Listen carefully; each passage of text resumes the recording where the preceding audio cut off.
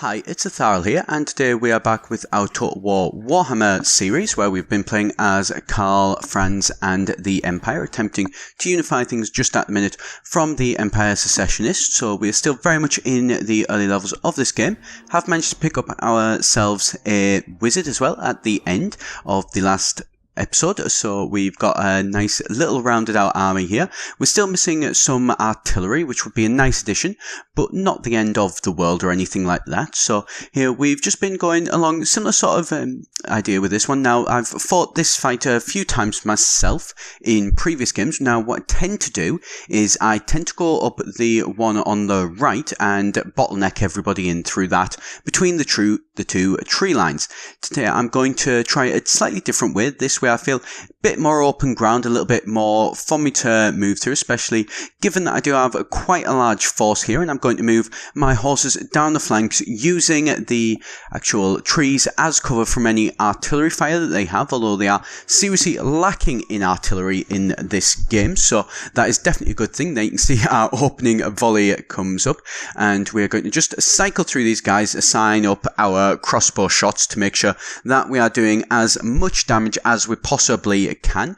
We are mainly going to be trying to focus on taking out their spearmen and swordsmen, I believe it is, and the main ones more than anything, and that way we'll then be able to soften them up, ready for the initial income, and then we're going to be in a really good position to be able to wipe them aside with the actual spearmen, shields and spears that we have, while the plan is to move my Reiksland knight round their left flank and take out their crossbowmen that way. That is at least the full intention of it, while Karl Franz is going to go straight down the middle into their general. I use the term very loosely because their general is only actually a spearman captain, so not somebody that we particularly need to fear. Here we are just sort of trying to pepper them down a little bit while they are coming to us. They're attacking us, so they're trying to move up this. They obviously, with being a sort of weaker force, they want to try and get up this hill and get into close combat as quickly as they can, as if not we will just pepper them to bits with our crossbow fire, which is exactly what they have done and what we knew they would do, really. So we are going to now move forward, swap our two lines out, so bring in those halberdiers, the spearmen, the swordsmen. That front line is basically going to hit up against them, while the crossbowmen are doing what they can. You can see there we have actually already managed to get a couple of their guys to flee. There is a whole unit there which is now running away, and Karl Franz has ran forward into a load of their guys, basically deciding that no, that he's not going to allow some of these to get away. So I think I will pull him back a little bit though. Here, just for fun, we are going to also get our crossbowmen to take out their crossmen, weaken them down, ready for the Reiksguard Knights charge. Here you've got as well, I've decided to keep two regiments back. It's safe to say that I'm not going to be needing those regiments, but they are still useful to have, just in case something was to happen that I wasn't expecting, and then, you know, we've got that preparation and that safety net built in to be able to move in and support as needed. Although really wasn't needed. We managed to wipe the floor with these guys very easily and take our third province. So we are now in a good situation to be able to move in to take the final one and get the whole province, the third land, and that will then build up to create the whole total province by taking Elhat? Yes, something along those lines anyway. Yeah, you can just see I'm not really focusing too much on the campaign map. I'm wanting to sort of step away from that a little bit on this one and just mainly focus on my tactics in what Total War really does best, which is the land battles, the real-time battles. So this force here is quite sizable. We took very few guys there, and so we are actually going to disband a unit there, basically just to be able to get some pistoliers, who are one of the forces that we will want to get some of that mounted ranged stuff that is really nice to have. It's something that in last episode there was a guy that did use to great effect, and something that we want to be able to use as well to be able to harass and annoy units while staying out of range of them. Here we've just been going through and improving our generals themselves. Our wizard has leveled up, so we're going to get him in a position to be able to look at getting him some more spells. And just generally here, Karl Franz, we're just wanting to get him some inspiring presence, so some better abilities on the actual battlefield, more sort of passive abilities more than anything really, rather than improving himself. We're going to use him to improve other people. Now, skipping ahead forward a little bit, what we've had to do while chasing down the Empire Secessionist army, it was a case that Reiksland has actually moved through our lands into the Reiksland's western part of the province and the land, and has basically gone, right, we want this land from the Empire Secessionists, which is not something that we are going to really allow. We are going to have to remove them from that, and then the plan basically is to get Karl Franz to move in, take out this land. That one, they'd recently taken it and then moved their forces on, so just auto-battled that one. Not really anything worth doing there, to be able to give ourselves the entire Reiksland province, so that is a good situation to be in. In that sense, we can now start doing some province edicts, which is new from the Rome 2 game, and they've carried over this. It was one of the better feature choices, I felt, in the Rome 2 game, which was, well, not good, to put it nicely. And so though, from that, we now got a slight situation though that we are at war with Reiksland, and our forces are on the other side of the province. So we're going to need to get them down there as quickly as we can, and then be able to turn on Nuln, which is their capital in their province. If we can take that, then we're going to just swipe through the rest of their lands very easily and be able to take them out. Here we have just improved Karl Franz a little bit, and we are also as well going to improve Deister von Kludberg, our Heavens Mage, not a Fire Mage, which is interesting, not one that I normally get. I normally do actually tend to, for some reason, I don't know whether it's done randomised or anything, but it does seem to be that I tend to get the Bright Mage first. And given that we do have enough money and everything, we are going to also begin to start with a new army to be able to support them, and this is going to work more of as a defending army and a supporting army, and that will mean that Karl Franz is going to go first, and then wherein as needed, this guy will then move up to be able to support him when and as that does come into play, if it even does ever come into play. If not, he will sort of hang back as a defensive should they decide to assault us. So it gives us a little bit more flexibility and allows Karl Franz to go a little bit further from home when he's doing his campaigns. He's able to push them a little bit further forward.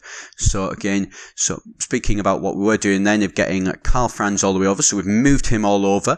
We are now going to attack Nuln. We are not in a good situation. Nuln does have proper walls and defences, so we are going to have to begin with a couple of siege equipment. We're going to spend quite a fair bit of time putting up some good solid siege equipment to be able to use that, and that'll allow us to actually be able to attack things. Here you can see our Deister here, the new general that we have got, is attempting to build up an army. Unfortunately, there is the Secessionists. They cannot recruit any more people, and there is only the general left. He is not a good guy, to say nicely, but he keeps harassing us and by besieging us, even though he's one guy, technically he can besiege us. An interesting choice of features there, which I'm not too thrilled on.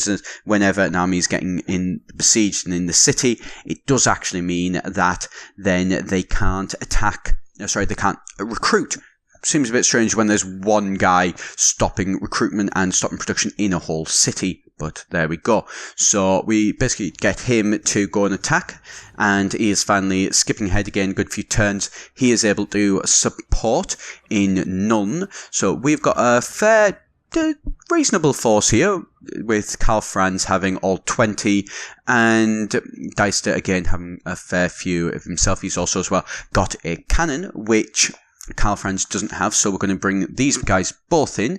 The supports are going to come in from the west while we are moving from the south. So my plan in this one is going to be able to basically to attack them on two fronts. So we're going to send the main force of our guys through to this main on our right, so their sort of central corner, and we are going to also support those guys with a unit of spearmen respectively, ready to move up onto the actual barricades and the wall to then be able to take that, while what's also going to happen is a smaller force is going to go to the far right as far as we are concerned, or their far left depending on how they're looking, and then straight down the middle we're going to get our 2 rams to take down that gate. We're actually going to drop one of the rams though, we're going to leave that farther back. The reason being for that is that I don't feel that it's something we're going to potentially need. They're going to have a lot to have to focus on, but we have built it, so we're going to keep it back in reserves so that should it be needed, then it's going to be ready to move in. Here with our 2 units of cavalry, our Reiksguard knights and our pistoliers, we're going to put them into cover. They are pretty much going to be useless in this fight until we can get that gate open, so we're not going to worry with them too much. We're going to basically put them into cover so that way if anybody's trying to shoot them, that's going to increase their defense, and then we're not going to really need to worry about them getting picked off or anything like that during the fight. So this is what the initial plan is going to be. We're going to see how it goes. We're going to obviously get these siege towers, both of these in as quickly, well actually all 4 of them in as quickly as we can. We're going to try and hold back, I believe, so the rest of our regiments for the minute. These are quite slow moving, so we don't want to be giving them an opportunity to be attacking our main regiments as well. We're just going to purely focus on getting these guys up as quickly as possible first, and then once they are a good way up and they are about to get ready, then we will then move in. We are, however, going to move our crossbow guys up to begin to pick off these swordsmen, so that these swordsmen are going to come in and try to plug the hole likely for our siege towers. So we are going to move them up to pepper them, weaken them down, and we also have our Heaven's Light Mage who can do lightning and everything like that, so he's going to be quite key for as well doing some range damage to be able to reduce what it is that their defending force is going to be able to do. They are on the main wall there, and they're going to probably be quite a sticking point for us, take quite a while to get past, as bottlenecking it, we are outnumbering them, but by bottlenecking they're going to reduce those advantages for numbers, and that could be an interesting situation for us to find ourselves in. So here you can see, skipping forward a little bit, that our siege towers, they've came up to the wall. So we are going to now begin to move up those regiments. We're in a good situation. They are in a good bit of help. They haven't really been able to damage the siege towers all that much. So that gives us now, we've got 4 or 5 different options when we do manage to get our siege battering ram up as well. One of these towers as well, there's been nobody to come and plug this hole, so they are going to be ones that are going to come around, and they are going to basically block up these guys as well. We're also going to move those units up as well to be able to basically come around this side, and then it's basically going to be like a meat grinder as 2 of those forces hit one straight head on head, rather than what's happened at this other one where as our guys have came up they've been completely surrounded. While at the same time you can still see here at the back my crossbowmen are coming in and just sort of peppering down these guys that are clumping up here, and we are using the Bright Mage to send a fair few thunderbolts, as you will, there we go. Does quite a lot of damage. They've got me. It's a very, very satisfying feeling getting to do that and getting to hit those guys with a lot of damage.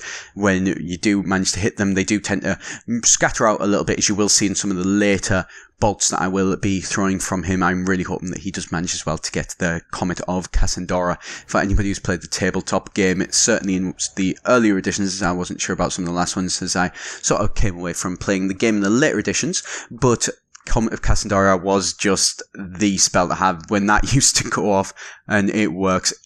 Boy, do you feel it. So that is, fingers crossed, something we will be seeing in later episodes with our guy managing to get that.